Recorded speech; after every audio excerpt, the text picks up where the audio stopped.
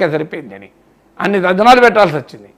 అంత నష్టం జరిగింది, ఎవరికి లాభం జరిగింది? సో అందువల్ల ప్రతి ఒక్కరూ పోయారు, ఎవరు మిగలలే. ఏ యుద్ధం, మహాభారత యుద్ధమే అనుభవం, ఇది మనకు వేరే యుద్ధం అవసరం లేదు. సో అందువల్ల యుద్ధం ఎప్పుడు కూడా వినాశాన్ని మిగిలిస్తుంది, ఇది అందరికీ తెలుసు. అందువల్ల ఇప్పటికిప్పుడు మనం ఏదో స్పెక్యులేట్ చేసి తమ్ముడేళ్ల కొరకు మూడవ ప్రపంచ యుద్ధాన్ని సృష్టించకూడదు. సోషల్ మీడియాలో మూడవ ప్రపంచ యుద్ధం, తమ్ముడేళ్ళలో మూడవ ప్రపంచ యుద్ధం సృష్టించకూడదు. ఎస్, ఒకవేళ తమ్ముడేళ్ళలో మూడవ ప్రపంచ యుద్ధానికి దారి తీస్తుందా అని పెట్టచ్చు, తప్పలేదు. పెట్టినప్పుడు ఏం చెప్పాలంటే ఆబ్జెక్టివ్గా చెప్పాలి. సో వ్యూస్ కొరకు ఇక మూడవ ప్రపంచ యుద్ధం వచ్చేస్తుంది అని చెప్పకూడదు. పోనీ తమ్ముడేళ్ళ ద్వారా అట్రాక్ట్ చేయడంలో నాకేం అభ్యంతరం లేదు, అట్రాక్ట్ నేనైనా చేయొచ్చు. కానీ అట్రాక్ట్ చేసినాక మాత్రం అనవసర స్పెక్యులేషన్ చేయకూడదు మనం. ఇంకొకటి, ఇంత జరుగుతూ ఉంటే యునైటెడ్ నేషన్స్ చాలా కామ్గా ఉంది అనేది ఇజ్రాయెల్ ఆరోపణ సార్.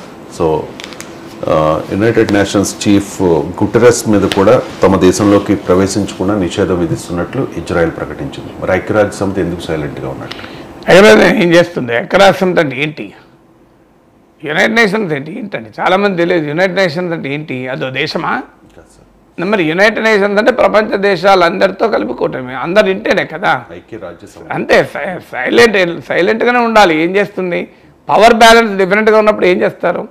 ఇప్పుడు మనకు నరేంద్ర మోడీకి పూర్తి మెజారిటీ ఉన్నప్పుడు మోడీ ఎవరి మాటలే, మెజారిటీ తగ్గింది, ఆటోమేటిక్గా లాటరల్ ఎంట్రీపై యూటర్న్, అగ్నివీర్పై యూటర్న్, మీకు కాస్ట్ సెన్సెస్పై యూటర్న్, అన్నిటిపై యూటర్న్ తీసుకుంటాడా?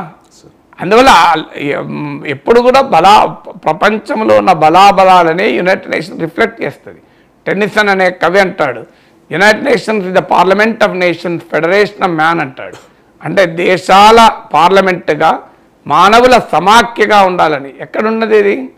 సో ఇప్పుడే కాదు, అమెరికా ఇరాక్పై వార్ చేసినప్పుడు యునైటెడ్ నేషన్స్ ఏం చేసింది? సోవియట్ యూనియన్ ఆఫ్ఘనిస్తాన్లో ఎంటర్ అయినప్పుడు యునైటెడ్ నేషన్స్ ఏం చేసింది? లిబియాలో ఎంటర్ అయ్యి గడాఫీని లేపేసినప్పుడు ఏం చేసింది? గ్రెనడాలో, పనామాలో, చిలీలో అయితే ఎలక్టెడ్ ప్రెసిడెంట్ అలెండిని లేపేసినప్పుడు యునైటెడ్ నేషన్స్ ఏం చేసింది? క్యూబా పైన 6-7 దశాబ్దాలుగా ఆంక్షలు ఉన్నాయి, ఏం చేసింది యునైటెడ్ నేషన్స్? ఏమైనా చేయగలిగిందా? యునైటెడ్ నేషన్స్ ఒక వేదిక, ఆ మేరకు కూడా వేదిక లేకపోతే కనీసం ప్రపంచ నేతలు వచ్చి ఎక్కడ మాట్లాడుకుంటారో రచ్చబండేది ఉండాలి కదా. అందువల్ల United nations reflect the international power balance. తప్పు యునైటెడ్ నేషన్స్ కాదు, తప్పు ఇంటర్నేషనల్ పవర్ డైనమిక్స్. అంటే ప్రపంచము ఏకధ్రువ ప్రపంచంగానో లేదా బైపోలార్ వరల్డ్, 2 ధృవాల మధ్యన ఉంటే యునైటెడ్ నేషన్స్ ప్రేక్షక పాత్ర వహిస్తుంది, అంతకన్నా ఏం చేయలేదు. మల్టీపోలారిటీ వైపుగా ప్రపంచం వెళ్ళగలిగితే, అంటే అనేక ధృవాలతో ప్రపంచం ఉండగలిగితే, అది ఇప్పుడు ఇన్ ద ప్రాసెస్. సో అందువల్ల యునైటెడ్ నేషన్స్ అనేది ప్రపంచ దేశాలు కోరుకుంటే పరిష్కారం చూపుతుంది తప్ప, ఓకే యునైటెడ్ నేషన్స్ చెప్తుంది, అమెరికా చెప్తేనే ఇజ్రాయెల్ యుద్ధాన్ని విరమించడం లేదే, యునైటెడ్ నేషన్స్ సెక్రటరీ జనరల్ చెప్తే ఆపుతుందా? అంటే ఇజ్రాయెల్ ఆ కంప్లైంట్ ఏంటంటే యునైటెడ్ నేషన్స్ జనరల్ అసెంబ్లీ ఇజ్రాయెల్ను కాల్పుల విరమణ జరపండి అని అది అడుగుతోంది, తీర్మానాల మీద తీర్మానాలు చేస్తోంది.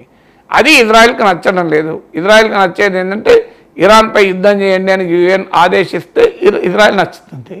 ఇజ్రాయెల్ అమెరికా చెప్పేది యుఎన్ చెప్పింది, కానీ అమెరికా అవసరం ఉంది కనుక అమెరికాను ఏమనడం లేదు. ఇది యునైటెడ్ నేషన్ ఫ్రీగా దొరికింది కనుక అని అంటున్నారు. కానీ మధ్యలో యునైటెడ్ నేషన్స్ ఏం చేస్తుంది?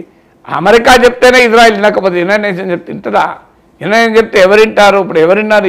ఇన్ని పరిణామాలు యునైటెడ్ నేషన్స్ చెప్పి చేస్తున్నారా? సో ఎవరిని చెప్పి చేస్తున్నారు? ఇప్పుడు హమాస్ ఇజ్రాయెల్పై దాడి చేసినప్పుడు యునైటెడ్ నేషన్ అనుమతి తీసుకుందా? ఇజ్రాయెల్ ఇప్పటివరకు 40,000 మంది గాజా పౌరులను చంపినప్పుడు యునైటెడ్ నేషన్ అనుమతి ఉందా?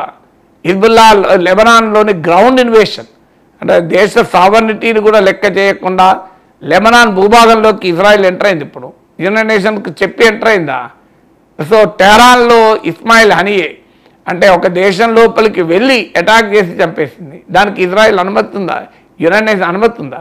ఇరాన్ నిన్నకాక మన ఇజ్రాయెల్ పైన మిసైల్ ప్రయోగించింది, యునైటెడ్ నేషన్ అనుమతి తీసుకొని ప్రయోగించిందా? అందువల్ల తప్పు